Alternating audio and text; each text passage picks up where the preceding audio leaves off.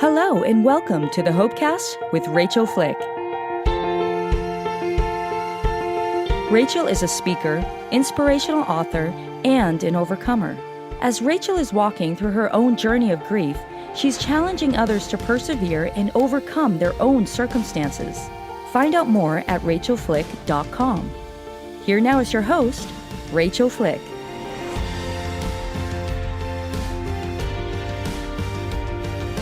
Hi everybody, welcome back to this week's episode of the Hopecast with Rachael Flick. Today, in part 2 of my interview with Rebekah Gregory, we're going back to her story of being a survivor of the Boston Marathon bombing.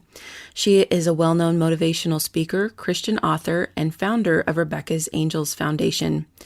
In the bombing, it killed 5 people and injured over 260.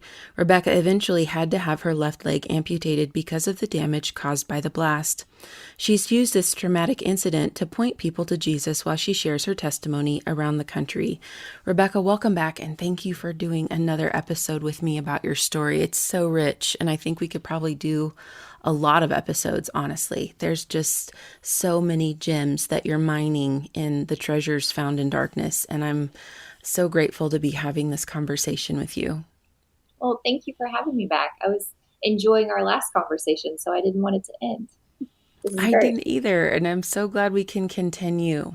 Okay, so as a little recap, absolutely, you guys need to go back and listen to part 1. And Rebekah was talking about you said over 72 surgeries and counting, and one coming. We were talking about how it impacted her son Noah and feeling safe in the world and walking him through that. And while you can see her pain on the outside, the inner pain, the emotional loss, the post-traumatic stress, those things have remained and continue to be something that she experiences. So I had asked you before, how do you keep your eyes in truth, I guess? I want to say it's like we look back and almost paint this like rosy picture of like, oh, well, when my husband died, I, was able to look like I had it together, on news interviews. So I must have been okay when, in truth, I would be able to be okay in public and then grieve in private, right? That was where my loss and my great pain was experienced. And so I would imagine in those many, many days in the hospital that you wrestled with how your identity had shifted and how your view of the world had shifted. But will you tell us a little bit about your internal process and just that pain and that struggle?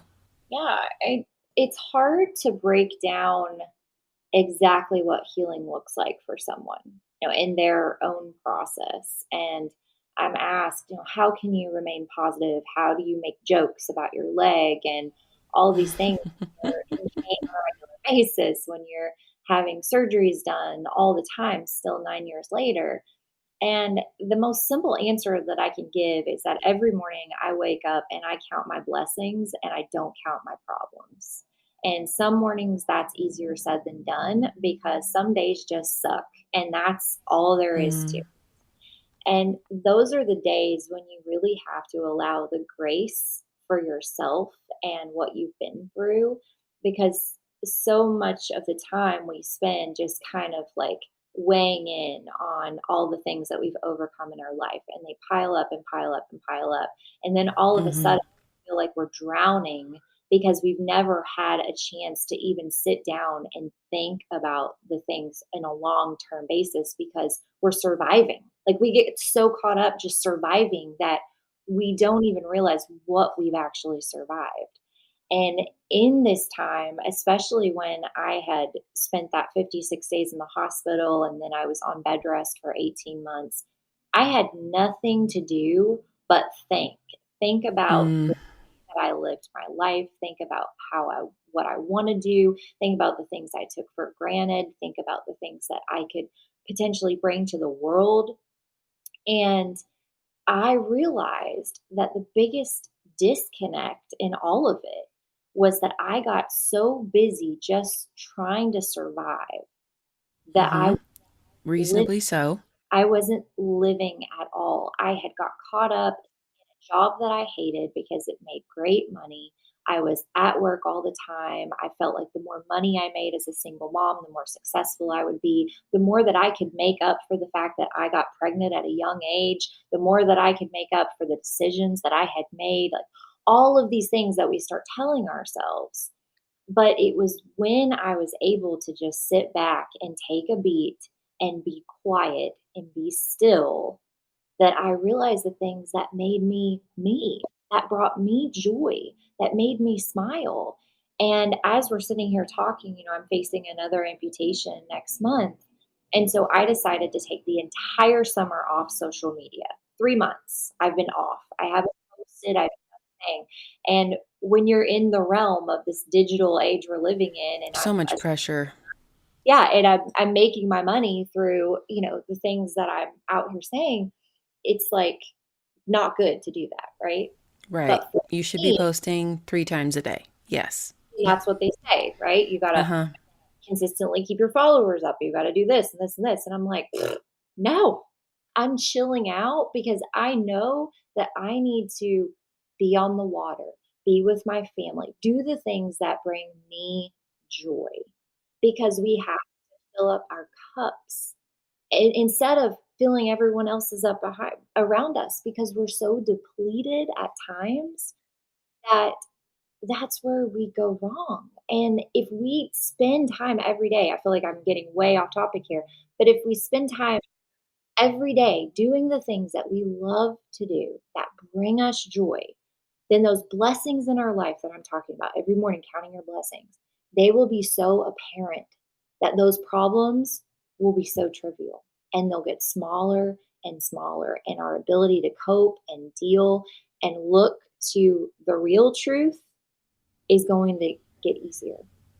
No, I think what you're telling us is a recipe for avoiding cynicism and bitterness because you're telling us about the power of play, the power of, I've been learning a lot about feminine and masculine energy, and don't let me lose you guys in the woo-woo space because masculine is the energy that is the achiever. It has to-do lists. It is focused. It is, that which accomplishes. And the feminine is to be fluid and receptive and light and playful. And both men and women have both types of energy. It's really about a polarity of going forward and receiving back. And so what I hear you saying, Rebekah, is that you needed to take a break from the doing, achieving, focused energy that actually drains you. It's necessary to accomplish and achieve and to, provide for your family and, move your business forward.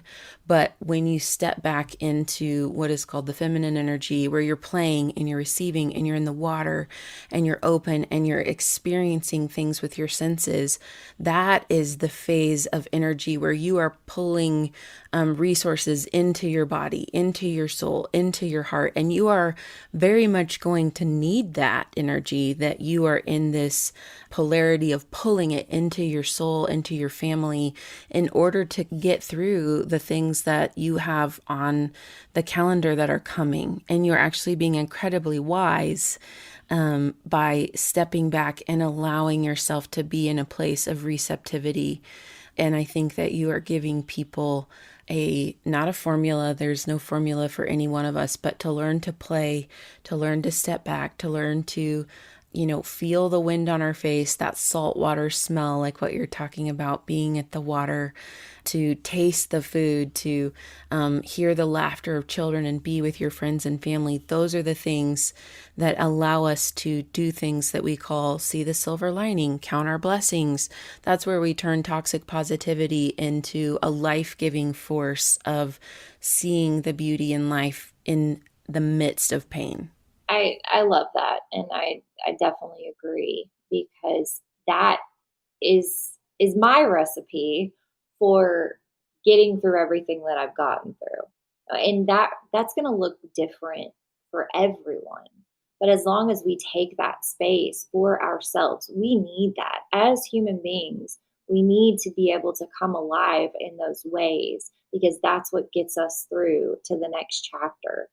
And there's a lot of uncertainty. There always is. And I've always thought about, the amount of surgeries that I will end up having when I'm, hopefully an old lady and I've lived a long life. But it That's a I hard thing to think ahead about, right? To get ahead and to imagine future pain, future procedures. I can imagine that could be daunting. It's hard, and it's hard to think about how I'll be. I know the physical limitations that I have as a 35-year-old woman right now, and so I can't imagine what that's going to take moving forward and all of that, but all I can do is prepare myself for right now.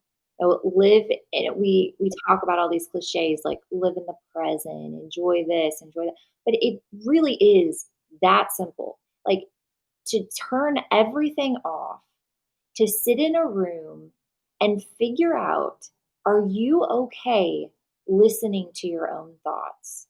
Are you at peace with where you've been in your life, with the things that have happened? And if you're not, if you can't sit still and do that, then there are resources and tools and beautiful things that people are willing to do and support so that you can get to that chapter. And that's what I want people to know, because you can't take 9 years and say, okay, well, you've been positive every single day. That's not true. And I don't want people to think that. I want them to see that I still am so thankful that I was able to trade my leg for my son's life. I am so thankful that for whatever reason I was spared that day. But the price that it comes with is something that I have had to heal and continue to heal from every single hour of every day. Mm. Yeah, I feel like you're doing a beautiful job of holding, I call it brutiful, the beautiful hard, right? And that you can see, for instance, the kiddos and I took a trip to Hawaii after Micah was killed, and that was a gift from another family to ours. And it was so poignant to sit on the lanai looking out over the ocean with those tropical breezes. I mean, there's a reason why they call it paradise. And to be in so much pain, right? To see my children playing and to watch the sea turtles watching up on the beach and still hold that really powerful ache. And it was like, there is so much beauty here. And in some ways, the beautiful almost exacerbates pain because it puts it in contrast, right? Like on the one hand, you have this really powerful, beautiful experience. And on the other hand, you have this deep pain. And I can only imagine, as someone who has lived with PTSD and memories, and sometimes those are intrusive and triggers that you can't anticipate or plan for, despite my best work with my own trauma therapy, that you're saying, what I believe I'm hearing you say is that your radiant smile, your presentation, your ability to find joy, you're not all better. You still experience ongoing losses, or in the grief world, we call them secondary traumas or secondary losses, right? Like loss that comes from loss.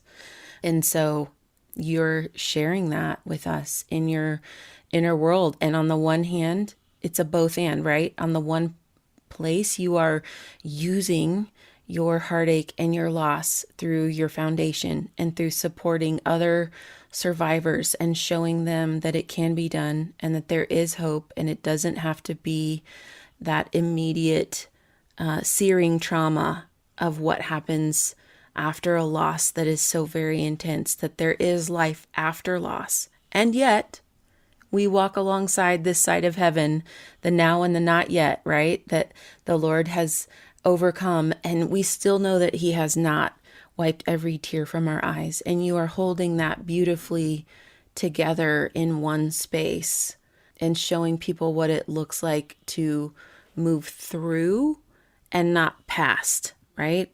That you have built in addition to your loss, but your loss isn't gone. Yeah. I like that, the move through and not past, because that's exactly what it is. And then the other side of that is that just because you've experienced this loss and devastation and sadness and trauma doesn't mean that you aren't capable of finding joy and smiling and laughing again and doing all of those things that sometimes we feel guilty for because we feel like it takes away from the original trauma.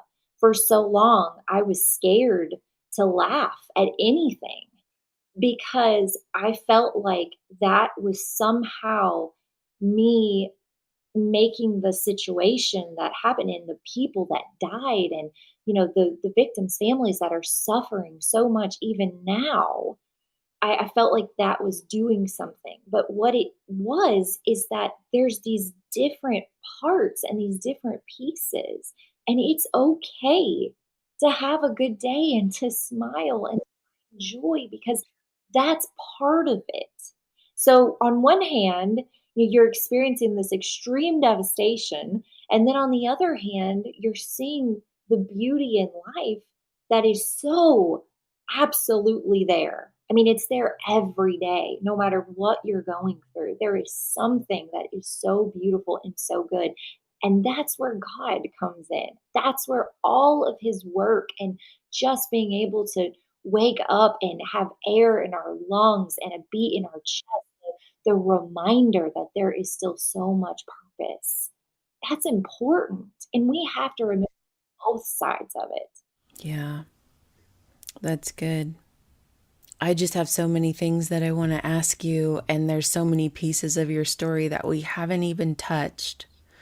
How about this question? Rebekah, what's on your heart right now?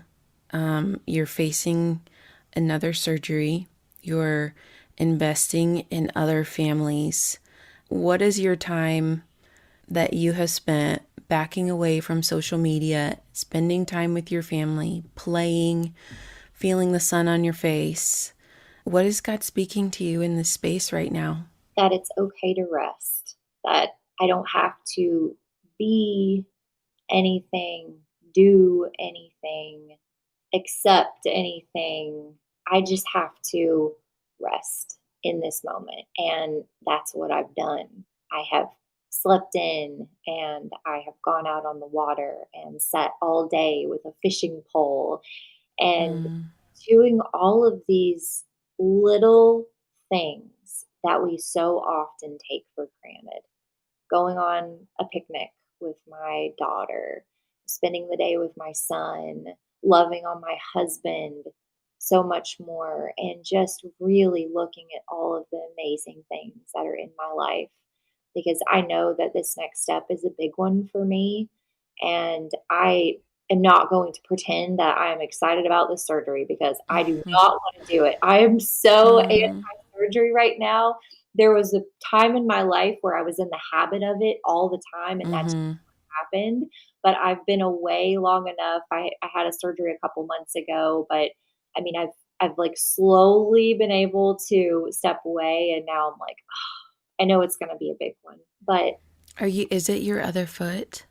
It's not. They're taking more off of the leg that I already have lost. So it's due to the shrapnel that's still in my body. I still have hundreds, if not thousands of pieces in my body still today. Wow. So it continues to just cause just all kinds of problems. But I'm also reminded of, and I thought about this the other night because I woke up from a nightmare, which I haven't done in quite a while, but it was about the remaining bomber. There's been a lot of things in court about him and in the news recently. And I got to testify in the trial. And at first, I wanted nothing to do with it at all. I didn't want to go back to Boston. I didn't want to sit in front of him. I felt like that would be a huge step back in my overall recovery. And I remember sitting just a few feet away from him, and he was just like laughing almost with his face. And he was just cracking jokes with his attorney. He was leaning back in his chair, fiddling with his pencil, not acknowledging the jury on the first day. I mean, you name it. It was just the most disrespectful thing you've ever seen. And I could just see that this guy had zero remorse for what he had done, while victims, families, and survivors have Mm, rehashed all the it's worst moments. heartbreaking. I'm so But sorry. yeah, I got to go back to Boston though, and I gave a victim impact statement. And out of 22 people, I stood up and gave my statement, and I had to Google what it even consisted of because I had never been part of a federal trial before. And it's the statement that's made before the judge and the jury make their final verdict on the case. So I was supposed to tell him everything that he had done to alter my life, tell him about the hardship and the suffering and all of the things. And I felt like I had done enough of that in the testimony phase. And he would never even look my way. It was very just, it was hard. I mean, the testimony was hard. But Sounds dramatic. yeah, something inside me, though, the day that I gave my statement, I felt this strength that I didn't have before. And I stood up and I looked at the biggest enemy of my life in the eyes. Normally, when you talk to someone, you can see their compassion, you can feel it, see it through their eyes. You know that that person is good. And he was like staring at the face of the devil. His eyes were black. He was soulless. He had no emotion, no expression on his face. But I never looked away from him. And I said, I was asked to give a victim impact statement today. But in order to do that, I would have to be someone's victim. And I'm not yours, and I'm not your brother's. And I went on to say that one act of hate that stretched a couple hundred feet, we've seen an act of love that stretches hundreds of thousands of miles. And for the rest of my I life, have chills. I was going to do my small part in changing the world for the better, in bringing hope to people that feel like they have none. That was a promise that I made to a terrorist.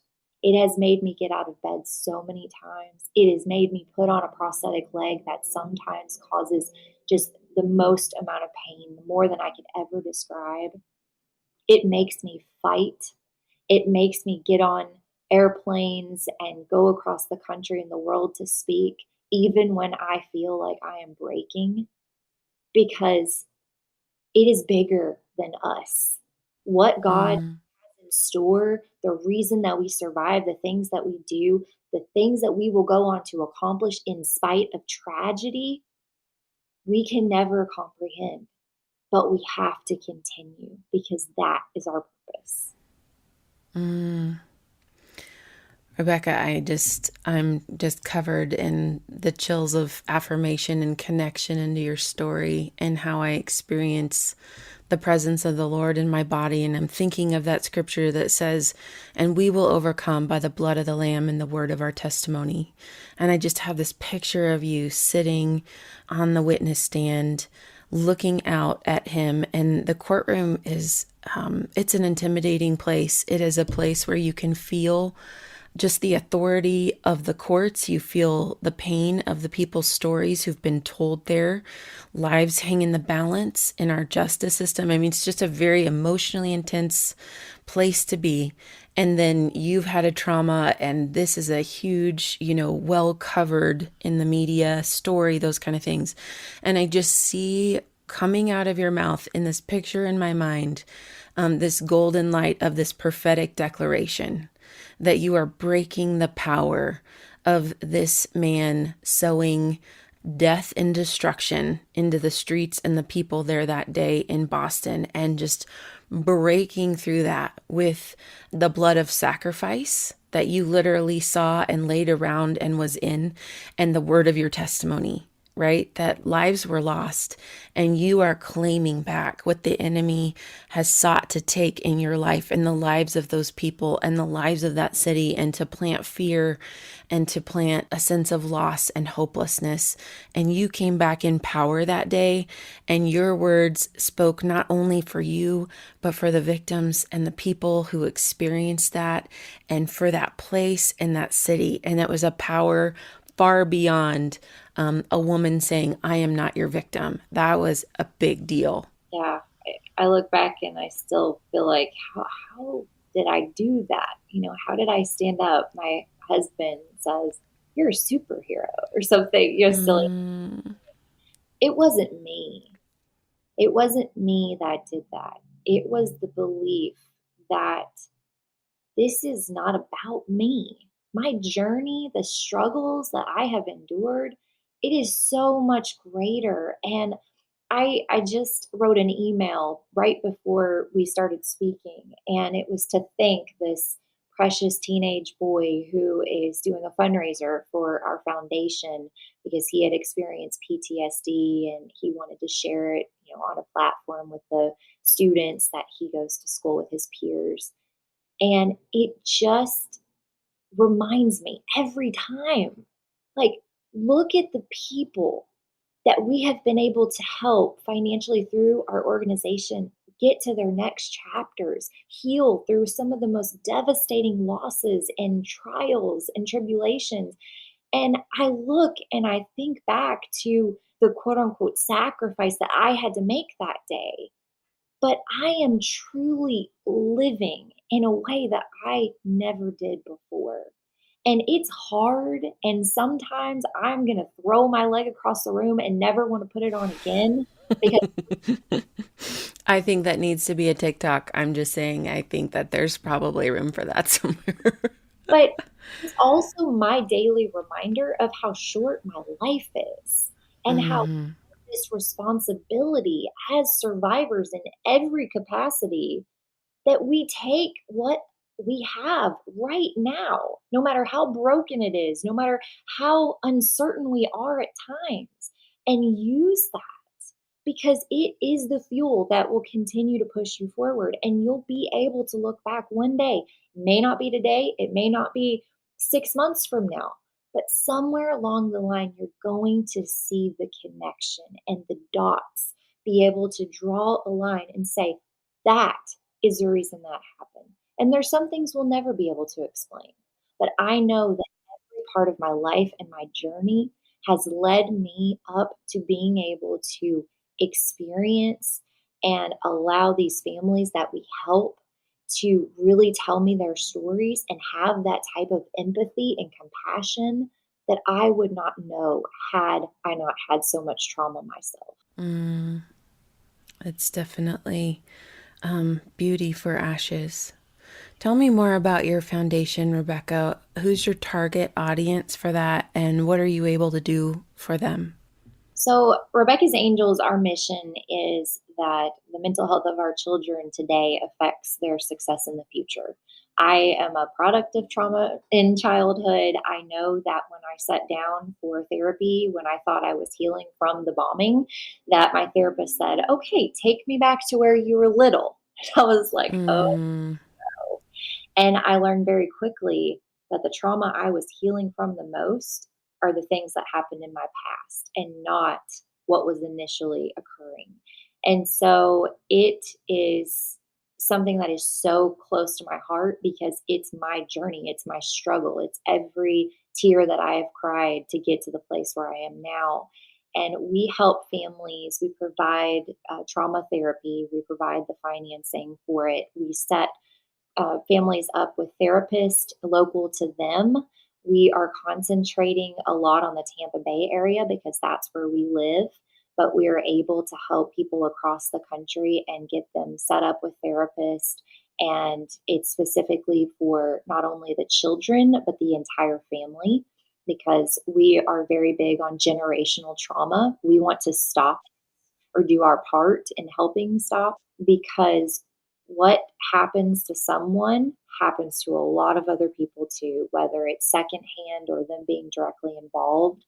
And it's just been a really amazing thing to see and experience. And I feel like this is us giving back the support that we have seen from millions across the world in the last several years. So let's say someone's listening to this and they're wondering, is Rebekah's Angels something that might be able to help either me or someone that I know who's experienced trauma?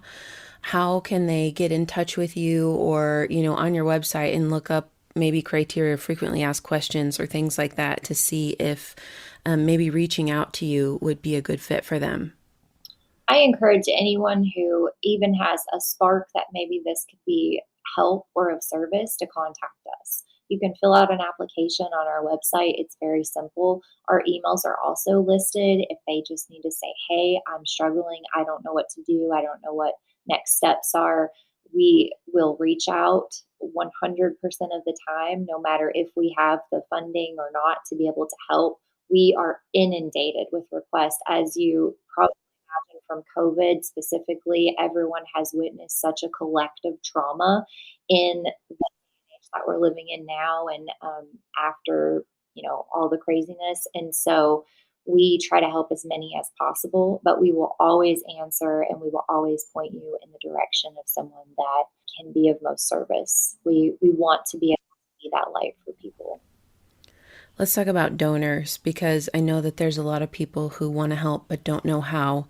Where can donors connect with you so they can be a part of the solution? The easiest place, again, is our website. There's easy donation buttons. They can get a hold of myself or my executive director or one of our board members.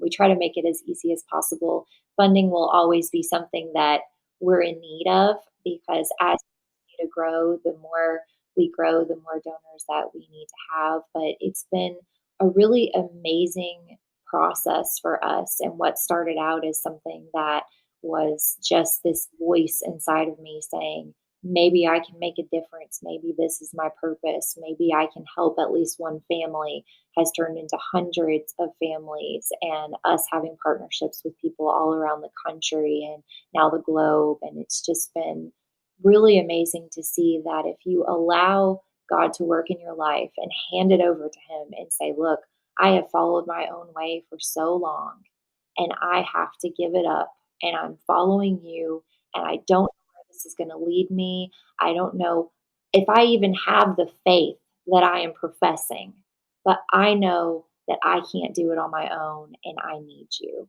He will provide. I promise you. Living, breathing testimony of that. And I feel like I can say that you probably are too. I feel like I am. I feel like it's a lot of faith walk. You're further out from your trauma than I am from mine. And so I'm, just listening to your story and praying and saying, Lord, what will you have done, when I'm 9 years out? Like, what's the potential? Like trying to hope and dream for the future of more time for Him to bring restoration, opportunities to serve people, to comfort people with the comfort that I have received in my loss. You give hope to me in that space, right? Where you are continuing to honor the beautiful hard, to honor the work that still needs to be done, to acknowledge, having a nightmare on down the road with something that has triggered you and brought something up out of your subconscious into your dream space, and feels kind of invasive personally. If you guys haven't suffered with bad dreams, it's like you can't get away from your trauma even when you're sleeping. And so thank you. I appreciate you sharing that with us. And so, yeah, it feels very encouraging to me to continue putting one foot in front of the other. I love all the foot references here. I'm not missing the irony of the little bit of dark humor there. I love dark humor in my life. A lot of dark humor for sure. And so, but what you're saying is perseverance. What you're saying is, I just wrote a blog post and just saying, dear younger me, if you're going through hell, keep on going. Don't look back. If you're scared, don't show it. Maybe the devil won't even know you're there as you're, putting one foot in front of the other. And that perseverance, that endurance is so much a part of our character, which gives us hope. And so building that ability to keep our eyes focused on the prize, on hope, on Jesus, on future, and not giving into despair is Those are some of the key ingredients of living a resilient life, of being an overcomer. Rebekah isn't magic, guys. She has chosen practically to employ different tools in her life that allow her to continue to reset her vision, to recalculate when she gets off course, to stay fixed on truth, and to imagine the hope that is in the future, and also the pleasant, small, beautiful things like sitting by the water that is here, right now. Everybody, this has been the Hopecast with Rachael Flick. I really encourage you to go look up Rebekah Gregory's ministry and her Rebekah's Angels Foundation and see if that is something that could either help you or someone you know, or something that you'd like to donate to help others who have experienced trauma and loss. Guys, would you rate, review, and subscribe to the Hopecast and help spread the message of hope? And you can find me at RachelFlick.com. Everybody, this has been the Hopecast with Rachael Flick. You've been listening to the Hopecast with Rachael Flick. To find out more, go to RachelFlick.com. While you're there, you can book Rachael for your next speaking engagement. Her inspiring message will be sure to engage and touch the heart of your audience at your next conference, church event, or business function. Go to RachelFlick.com to book her today. While you're online, you can discover more information about all of the platforms that this podcast is on. Also, be sure to click on the social media icons at the top of the page, and you will be directed to Rachael's social media sites. If you listen to the show on Apple Podcasts, we would appreciate if you would subscribe and leave us a review. Well, that's all the time we have for this episode. Thanks for joining us, and we will see you next time for another edition of the Hopecast with Rachael Flick.